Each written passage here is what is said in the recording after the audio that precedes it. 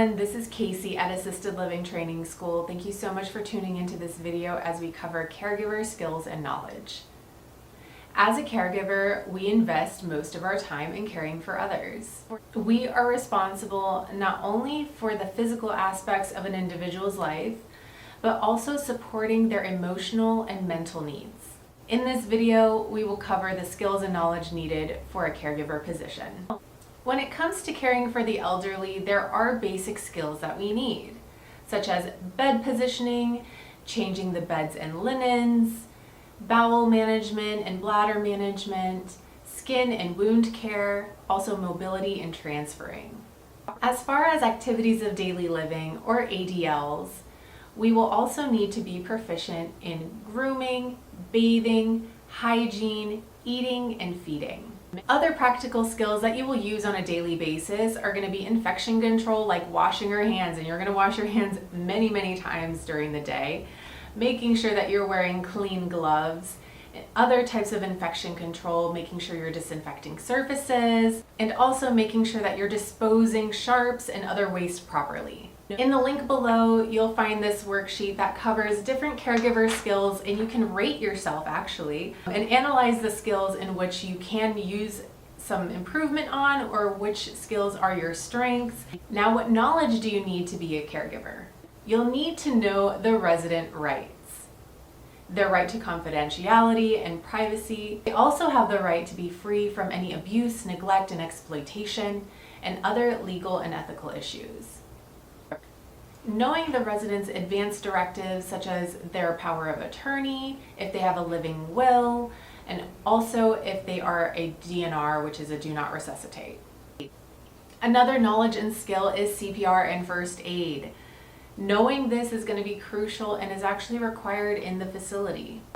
You'll also need to know what to do in a case of an emergency, have that emergency preparation class, such as disaster drills, and what policy is in place when a disaster strikes.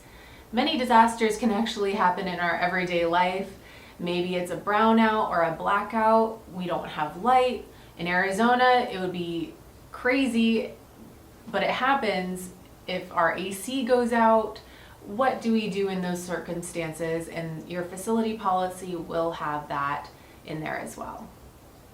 Knowing the service plan, initiating it, changing it, updating it.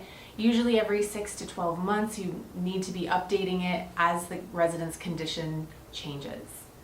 Knowing how to document properly, whether that be an incident report or on the MAR, medication administration record, controlled substance sheets, PRN sheets. A lot of the documentation is going to be on medication and ADLs. And also knowing how to manage medication properly. Some residents may be self-administered, some may need assistance with medications. You'll definitely need to know the 5 medication rights. Is this the right resident? Am I giving the right medication at the right time, the right dose, through the right route? There are 2 additional resident rights for medication. It's that the resident has the right to know what they are taking, and also they have the right to refuse. If a resident refuses a medication, knowing how to document it properly is also good to know. How we teach our students is if it's on a written MAR, as a caregiver, we write our initials. So my initials are CL. I'll write it CL and I will circle it. And that means that the resident has refused the medication. If anybody has any questions, they can come and ask me. In addition to these skills and knowledge, working with people will require us to have soft skills as well, such as being empathetic, positive, patient, respectful. Remember that in this line of work, we are not perfect people and we do not have perfect residents. Allow grace and forgiveness in those areas. Here at Assisted Living Training School, you can count on us to support and encourage you in your caregiver journey. Please be sure to like, comment, and subscribe for more simplified learning to help you shape a better tomorrow. And if you're not certified yet, please give us a call so we can help you enroll into our programs. Thank you.